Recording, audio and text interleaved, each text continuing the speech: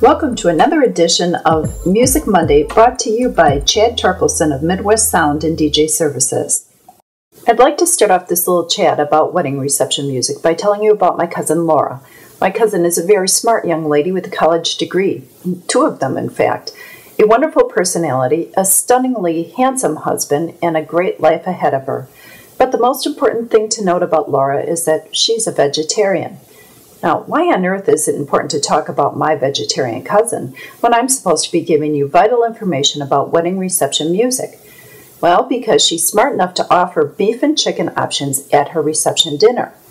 Like many of the people that I encounter, and perhaps like you, she was tasked with a very tough decision when planning her wedding.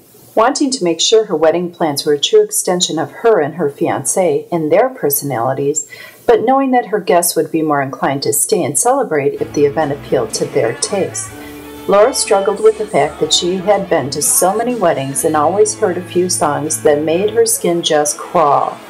She swore to herself that she would never have the chicken dance or electric slide at her wedding. After all, it was her day. She knew that the good, reputable DJ companies would allow her to take as much control as she wanted, so she began to make a list of each and every song she wanted played or not played at her wedding reception. Before long, she had a list of songs that represented all of her favorite artists, much like her favorite iPod playlist.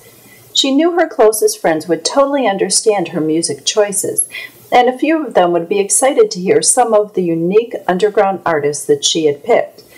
At one point, the words actually came out of her mouth. If people don't like it, tough, it's my wedding. Then she stopped dead in her tracks. She realized instantaneously what she had just said. She was so focused on her favorites that she was willing to dismiss her guests' tastes as irrelevant.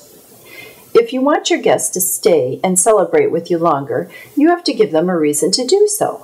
It's a delicate balance between picking the songs that say the most about you and who you are, but also making sure there is something there for everyone in attendance. Playing music or serving food that your friends and family enjoy is the most effective way to make them want to stay.